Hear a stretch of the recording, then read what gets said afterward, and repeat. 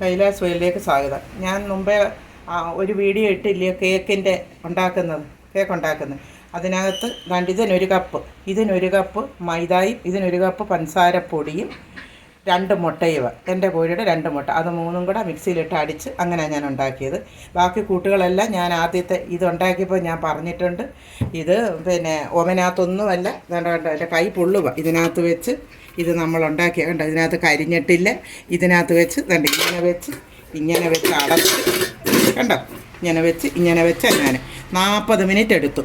10 minute തീ കൂട്ടി വെച്ചു. അടപ്പയിൽ വെക്കുന്ന 5 മിനിറ്റ് മുമ്പ് ഇത് പഴിപ്പിച്ചിട്ട് ശേഷമാണ് ഇങ്ങനെ വെച്ചിട്ട് അത് 10 മിനിറ്റ് നല്ലപോലെ തീ കൂട്ടി.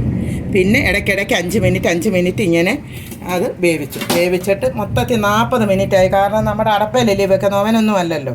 നല്ല സൂപ്പർ കേക്ക് കണ്ടോ പഞ്ഞി പോലെ കേക്ക് കരിഞ്ഞൊന്നുമില്ല. കണ്ടോ, നമ്മൾ കടയിൽ നിന്ന് വാങ്ങിക്കുന്ന പോലെ ഇരിക്കുന്നു. കണ്ടോ ചൂടാ, എനിക്ക് മുറിക്കാൻ ഒക്കത്തില്ല.